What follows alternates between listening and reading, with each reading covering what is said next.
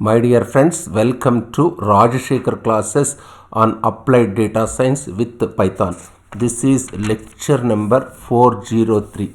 In this lecture, we will try to understand train and runtime complexity of decision tree. So now let's look at train and runtime complexity of decision tree. The training time complexity is roughly order of n log n d. Just see this one. It's roughly order of n log n into d. What is n? N is number of points in D train. D is dimensionality of the data. You might wonder, when we had numerical features, just try to recall our previous lectures. When we had numerical features, it was very computationally expensive because each value need to take as threshold, as we saw earlier. But there are very interesting, I can say very important and useful algorithmic methods and hacks that people come up with to handle even numerical features very efficiently, isn't it? Let me repeat, but there are very interesting,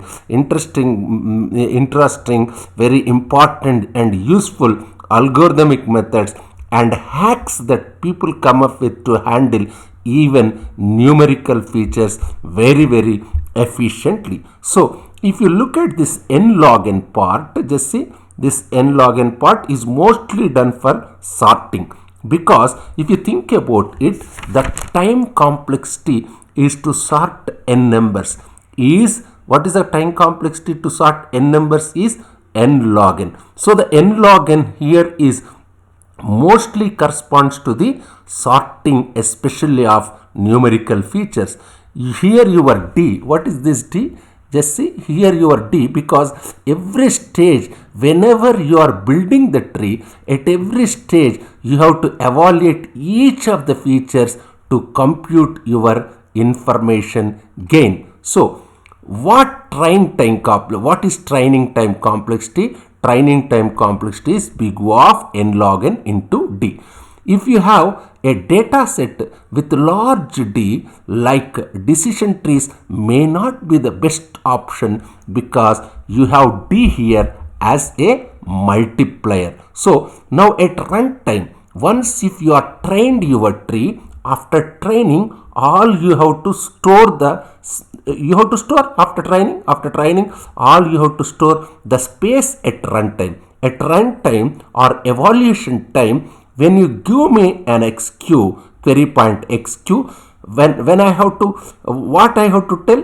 When I have to, for given query point xq, we have to tell about yq, isn't it? How much space do I need? I need to store my decision tree, and storing decision tree is easy. Storing decision tree is very easy. Storing decision tree very easy because of if else conditions. So lots of time what people do is train decision tree and convert, after training decision tree, and convert the decision tree into if else conditions, into nested if else conditions.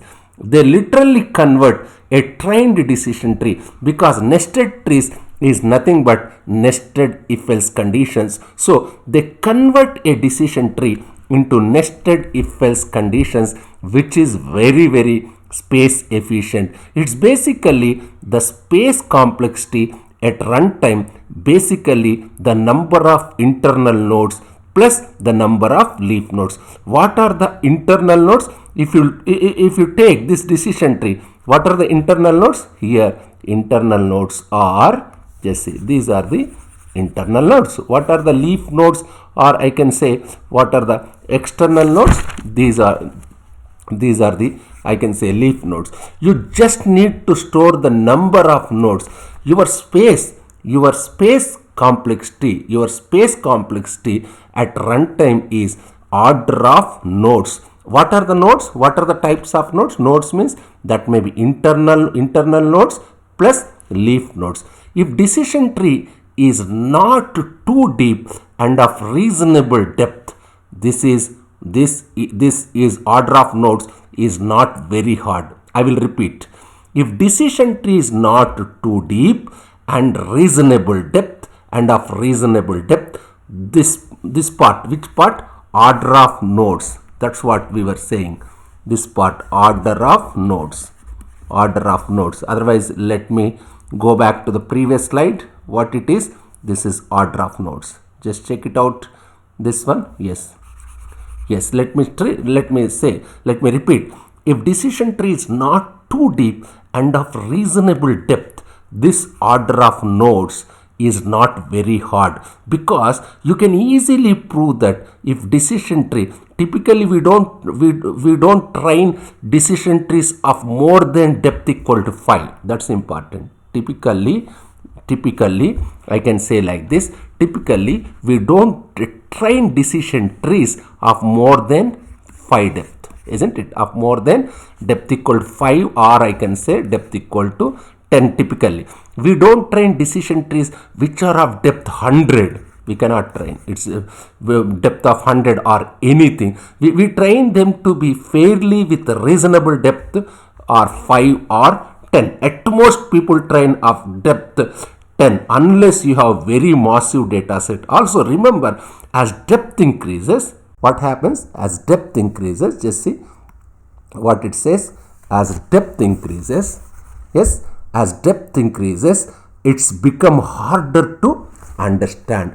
People typically end up with decision trees of depth 5 to 10, sometimes default value equal to 3. People don't train decision trees too deep because your interpretability is lost. Outlier points can impact dramatically when your depth is large. So the runtime, since the depth is going to be medium, the runtime complexity is going to be reasonable. What about runtime complexity? At runtime, computationally, given an XQ, what you have to do at runtime?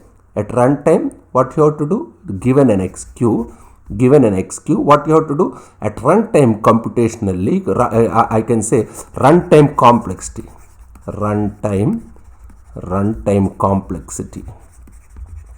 Runtime complexity, given an XQ, given a query point XQ, what I have to determine? We have to determine YQ, isn't it? Given an XQ, determine YQ. We are going to basically see at every point, what are we doing? Just see, runtime space complexity is reasonable. Why? Because its depth is reasonable, isn't it? Runtime, since depth is going to be medium, the runtime complexity is going to be reasonable. We are going to see at every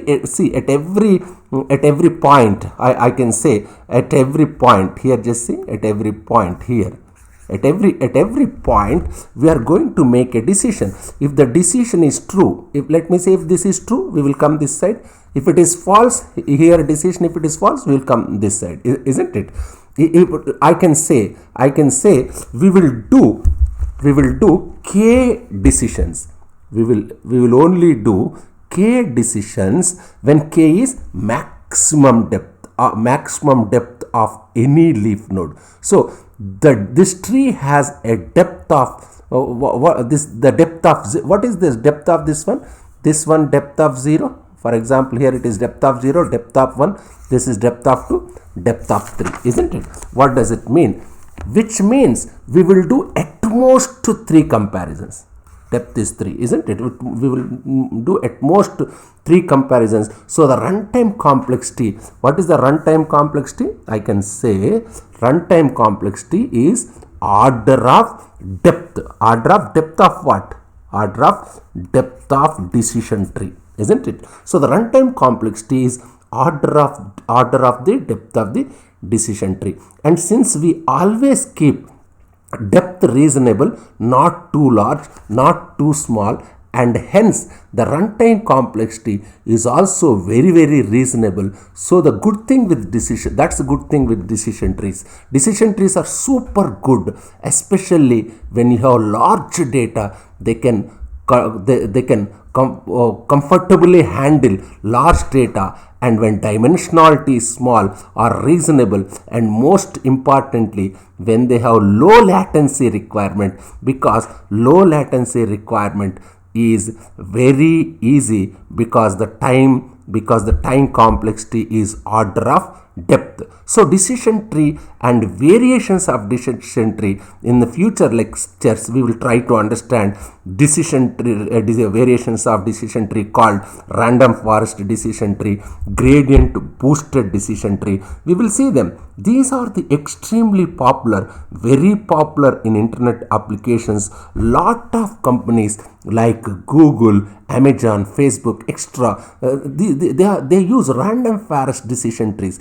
Random forest decision trees extensively they are using at internet scale applications because of the low latency, low runtime complexity, and easy to train. I request all of you to go through this lecture. If you have any difficulty, please keep a comment. Thank you very much.